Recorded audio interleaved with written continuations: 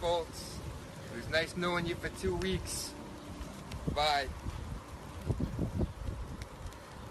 Talk about overreactions. How did they even get a Fultz jersey made this quickly? The question of how would Isaiah Thomas and Markelle Fultz pair together was answered on Saturday night. They're not going to be paired together. No, they will not be sharing the same backcourt, not after the reported trade over the weekend. Hey, welcome to SI Now. It's Monday, it's June 19th, and I'm Maggie Gray. And I'm Ryan Celtic. Great point, Maggie. Whoever got that jersey paid big bucks to have that custom made, and then they burned the thing. My goodness, yeah, multiple news outlets are reporting that Celtics have traded the top pick to the 76ers, who will use the pick on point guard Markelle Fultz. Now, if you're watching on Facebook Live, welcome to the show. We want to know, how are you feeling about the trade? Here are some of the specifics here. The Sixers and Celtics agree to this deal. The Sixers get the #1 overall pick in Thursday's draft. In exchange, the Celtics get the 3rd overall pick this year and at least one future first-round pick. That could be the Lakers pick in 2018 or the Kings pick in 2019. Our own Jeremy Woo is going to join us now to talk more about this trade. And Jeremy, when you look at this deal, Danny Ainge wheeling and dealing again here. Did the 76ers overpay in this trade? I don't think so. I think the Sixers made a pretty shrewd decision based on sort of the hand they were dealt and the assets they had been able to build up over time. I think they saw their guy in Fultz, and they decided to pull the trigger. I think it was wise, and I think that ultimately I think it'll pay off. Okay, so what's Danny Ainge's game plan here, Jeremy? Not just with the #3 pick, which they have now, but for free agency and beyond. Yeah, I like what Boston did. I think, they had Fultz in for a couple days. They got to know him. Ultimately, they made a value judgment. And I think you can kind of read between the tea leaves, which is what a lot of people around the league are doing.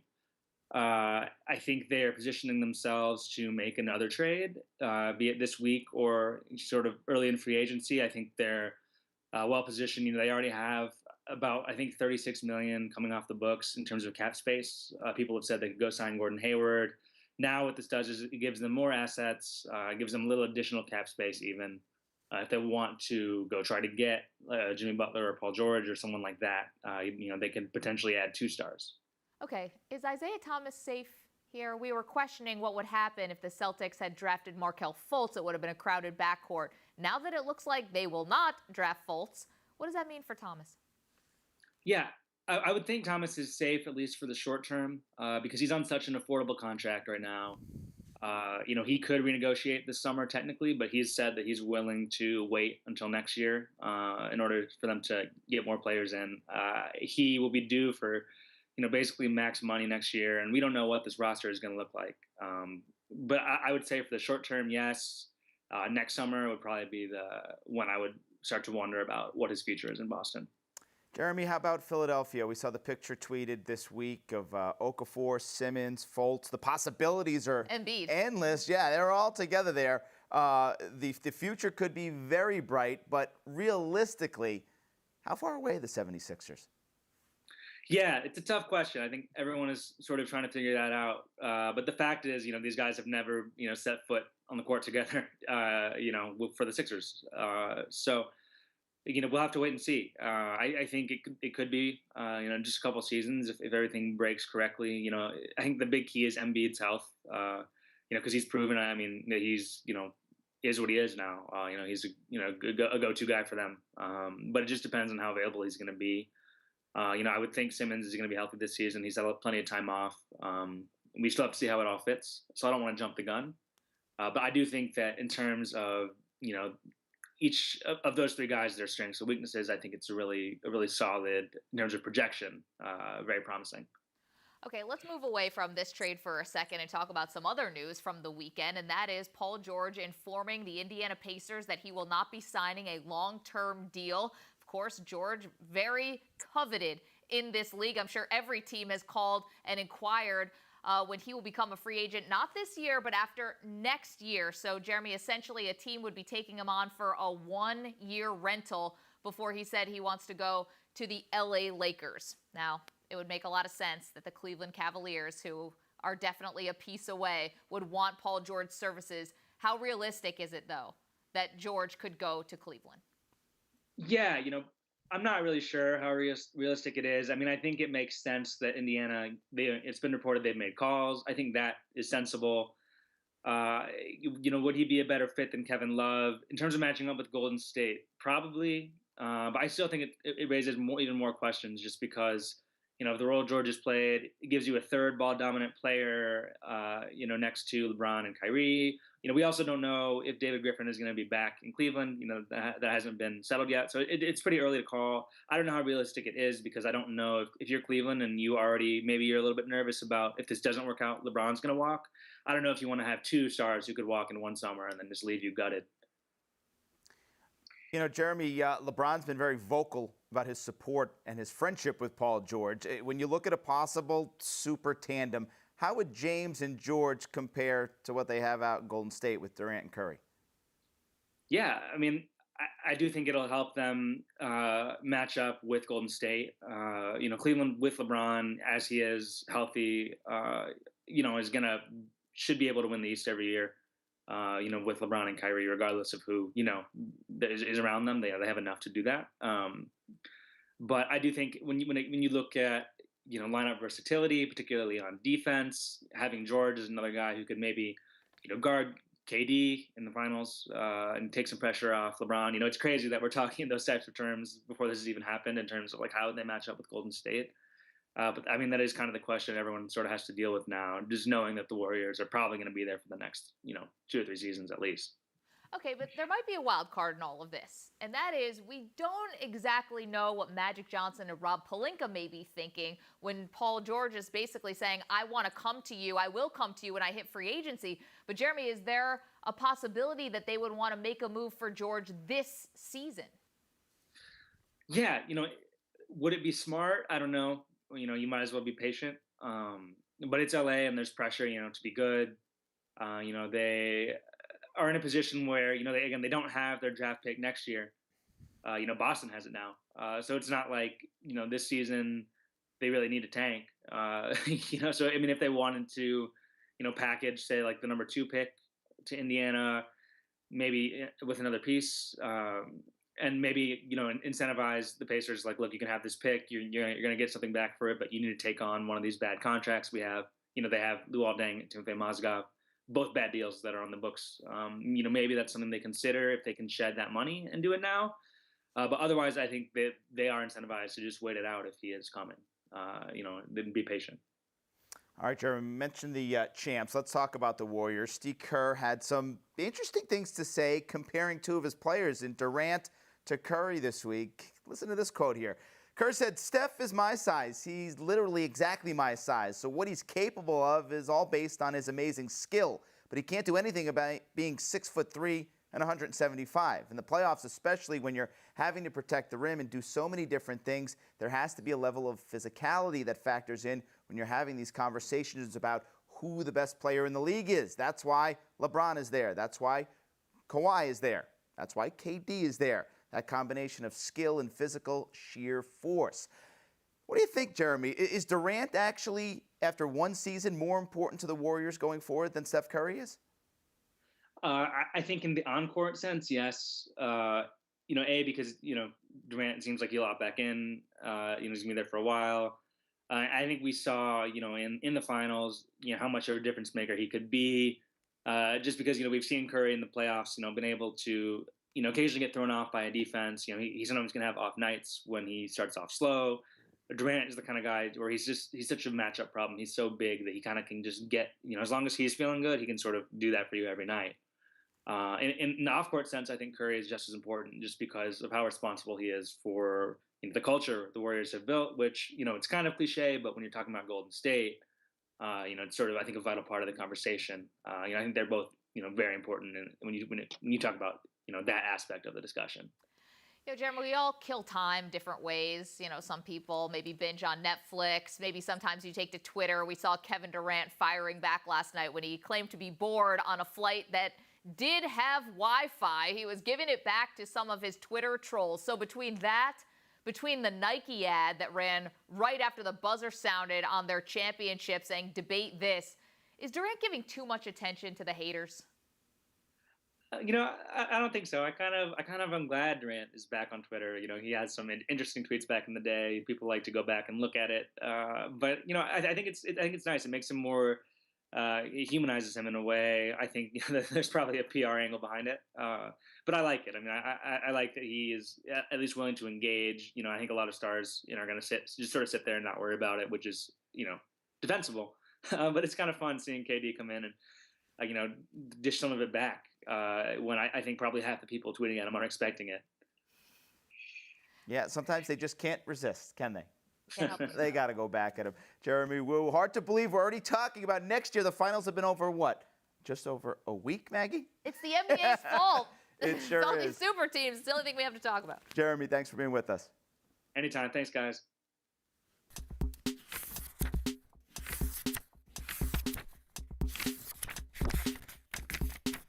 Well, it may be hard to believe, but it was just 2 years ago that Adrian Peterson led the NFL in rushing. Since then, Peterson has dealt with a knee injury and a change of scenery as the now former Viking will suit up in black and gold for the Saints. The MMQB's Albert Breer recently caught up with the running back, and he joins us now via Skype. And Albert, Peterson joined the Saints this offseason. He's coming off that meniscus tear. He's 32 years old now, but when you asked him if he's lost a step, his response was, "I've lost nothing."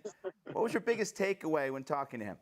Well, I mean, I'd start here. I went down there with the same feeling that everybody else, I think, has, which is that he's 32 years old. He's got more carries on his legs now than Earl Campbell, O.J. Simpson, or Jim Brown had. And it certainly looks like the end is near. Now, I've talked to some people who coached him in Minnesota. What they'll tell you, he's still got juice in his legs. The question is whether or not he can hold up physically over the course of a season. But that freakish physical ability is still there. And just talking to him one-on-one, you can tell that confidence, that belief in himself is absolutely 100% there. It's almost as if he's confused that people would think that he's on this downward slope that most running backs go on. He, of course, knows that that's what the perception is. But what really impressed me was going around each of his teammates and how their eyes lit up when they started talking about him.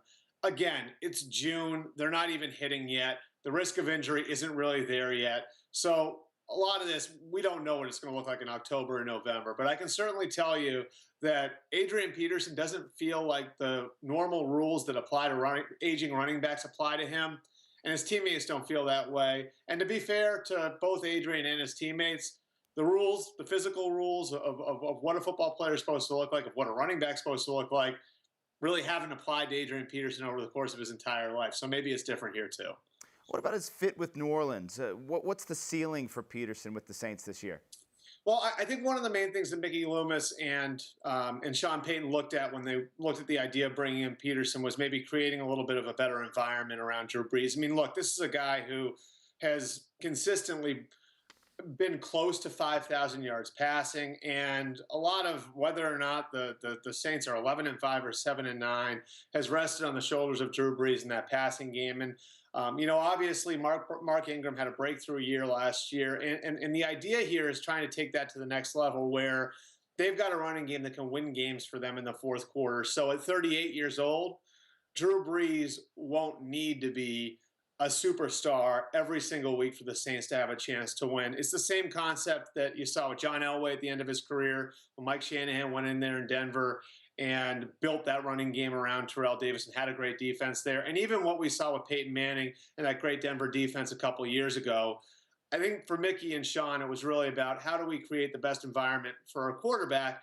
And obviously in the draft, they invested a lot in the defense. And then, you see here where they invest in the running game. So maybe Drew Brees doesn't need to be out of this world on a week-to-week basis for the Saints to be competitive. I'm sure seeing division rivals make it to the Super Bowl the last 2 years, even though they lost in that game, probably adds a little more motivation. Albert, here's some news. Wide receiver Eric Decker signs with the Titans for a one-year deal after he was cut by the Jets.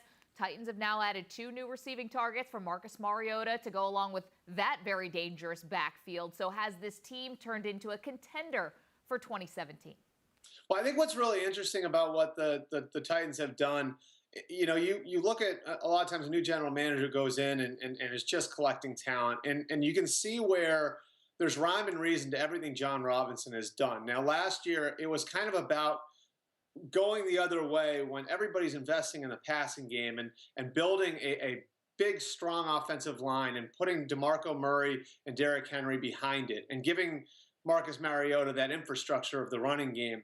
And now it's about finding versatile weapons in the passing game. And if you look at the guys that they added, and this includes Eric Decker, it includes Corey Davis, they're smart receivers, and they're guys who can play different spots within the offense. So they can play outside, they can play inside. And so what I like about the Decker fit, it's not just that he still has something left, which I think he clearly does.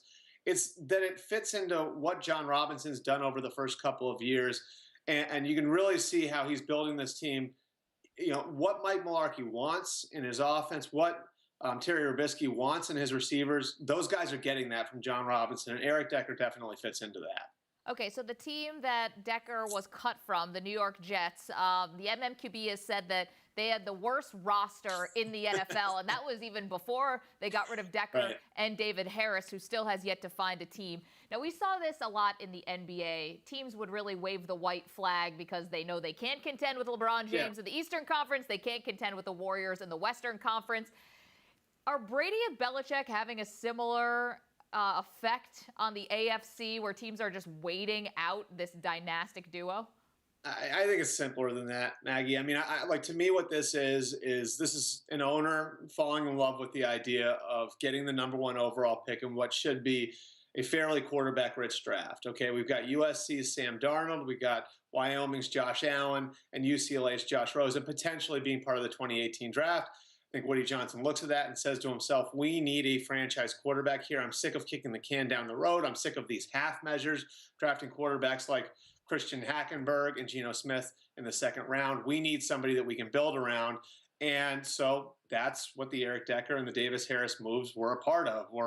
How do we get ourselves in position where we're going to have the #1 overall pick? Now, there's risk involved here. Number one, how do you evaluate your head coach in that environment where you've given him this impossible situation and his players know what's going on here too? Number two, you've got some good young players there that Mike McCagnon's drafted in his first 3 years, guys like Leonard Williams, Darren Lee, Jamal Adams, Marcus May. Are you putting those guys in a bad environment? Are you going to poison their development by putting them in this environment? And then number three, and this one's pretty simple, do we really know that Rosen and Allen and Darnold are going to have the types of years that I think a lot of people expect them to have? A lot can change in 8 or 9 months. And so, you look at Darnold, he's only got 9 collegiate starts. You look at Josh Rosen, there are the off-field questions there. Josh Allen's still very raw. He's got to take steps forward. So those 3 things, I think, are the risk here in going all in and getting the #1 overall pick like Woody Johnson would want them to do. First, how do you evaluate your coach? Second, how is this going to affect the young players that you want to develop through your program? And third, what if the quarterbacks don't have as great a 2017 as a lot of people expect them to have? Albert, mini camps are now over, and still Colin Kaepernick remains unsigned. He had some very interesting, controversial things to say over the weekend on social media. What are you hearing? Are you hearing anything about his prospects right now in the league? Well, I've been pretty consistent on this. So, I think if he is the player that we thought he was going to be 4 years ago, then he is probably still with the Niners. If he's the type of quarterback you can see potentially building around for the next 5 years, he's definitely got a job somewhere. This starts with the fact that he falls into that category where, Brian Hoyer, Josh McCown is, where at best he's a stopgap starter, probably seen by most teams as more of a backup. So when you fall into that category, that opens up other things. And one of them is scheme fit, and that's a problem for him in some places. And the other one is the off-field stuff. And so, look, this isn't an indictment on what Kaepernick's done. I know he's done a lot of good. The issue here is that most football coaches want the guy who's the 30th or 40th guy in the roster to blend in with the furniture. Now, if you're the 3rd or 4th player on the roster, the way Kaepernick once was, then they'll make concessions for you. But if you're way down the line, they'd rather take some guy who's going to just blend in with the rest of the locker room, not make noise, not have satellite trucks showing up the next day. And so when you see what he did, what happened over the weekend with, and again, this is, I think, different than a lot of the other stuff, that a lot of the good that he's done, where, he's comparing the police officers to the slave patrol. This kind of fits into that same category as the pig socks that he wore last summer, where teams are going to look at it and say, for a guy who's going to be a backup, maybe make the team, maybe not. I don't know if I really want to wade in those waters. Maybe I'll just pass and go with, this 3rd or 4th quarterback over here who's not going to make any noise. Of course, that tweet coming from the verdict of the cop who was who shot Philandro Castile and killed him. And that was the impetus for that tweet. Of course, we're going to keep our eye on Colin Kaepernick and all these other stories around the NFL. Albert Breer, really appreciate your time. Thanks so much. You got it, guys.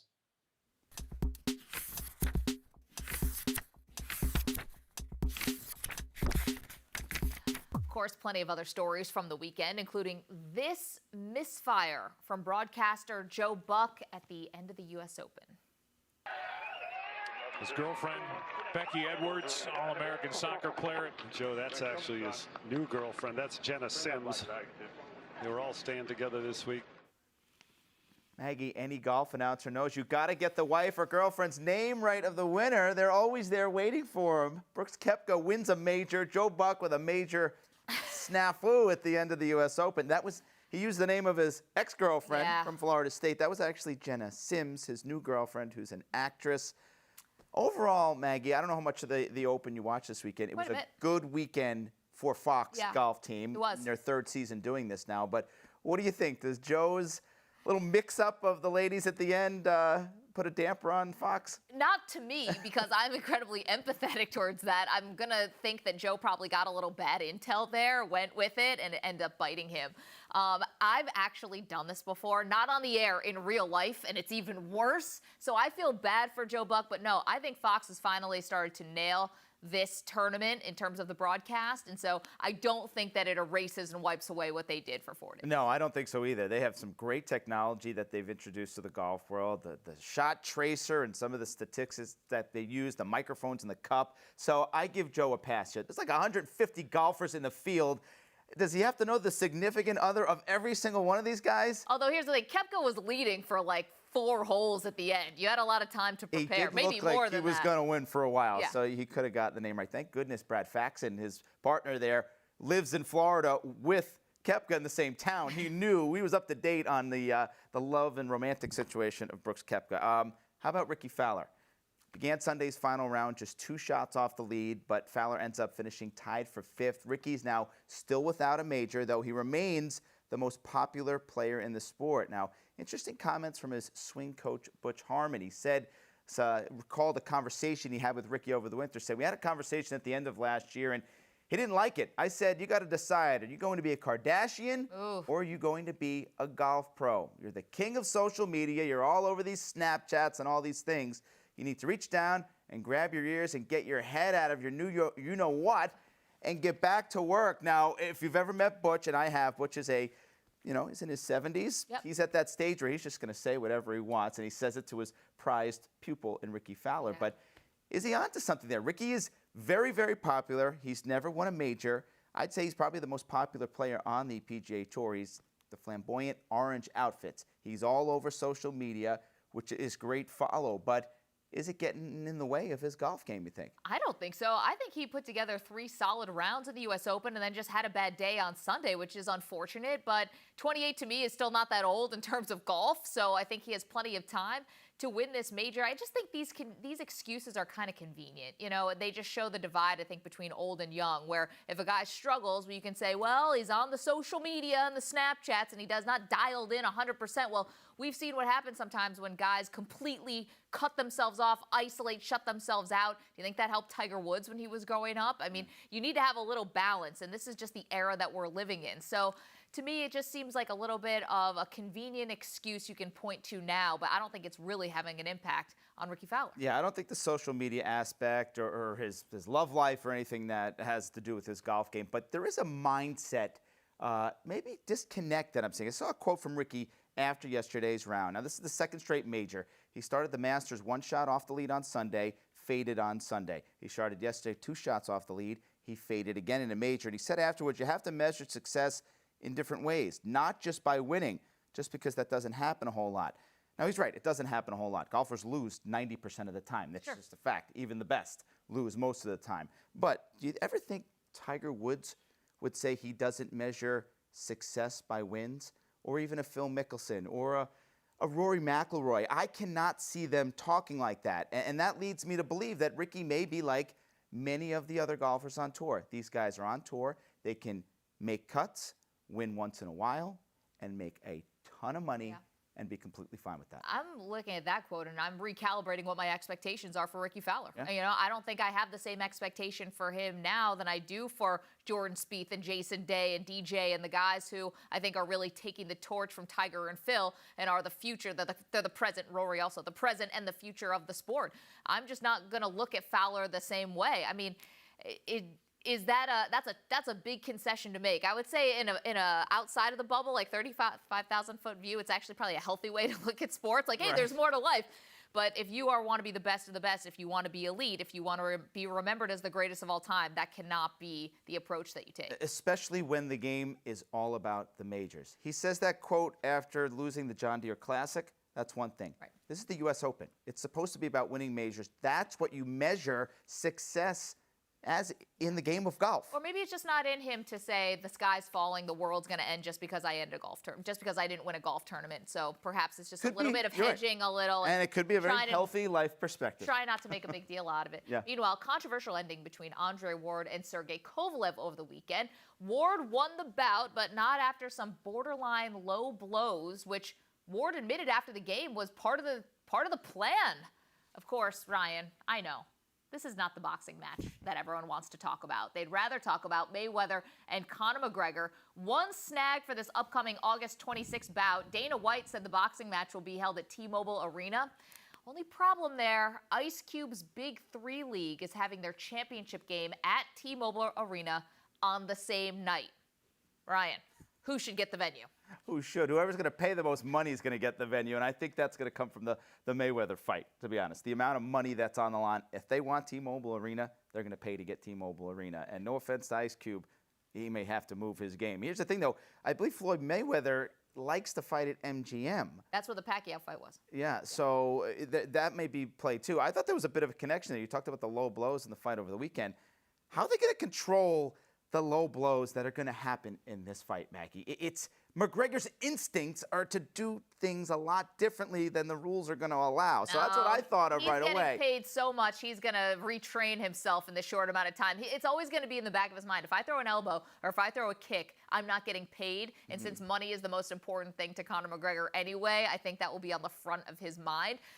But I don't know about this fight being held at T-Mobile Arena. I think obviously they would sell more tickets for Mayweather-McGregor, and T-Mobile is bigger than MGM Grand. But Big Three was there first, and they might want to use it as a point of pride for themselves to say, hey, we are a legit sports league. You know, we have stars too. We're not just going to, go away and back off just because of this, what I'm calling an exhibition. Maggie, as you know, in Las Vegas, money talks, and it will in this situation. All right, Ryan, that's going to do it for us. Fun Monday show. Loved watching you at the U.S. Open this week. Thank you all for joining us. Of course, we'll be back tomorrow at 10:30 a.m. Eastern. But until then, stick with SI.com for all the latest news, headlines, rumors. We got it all for you. And follow us on Twitter at SI Now Live. See you tomorrow.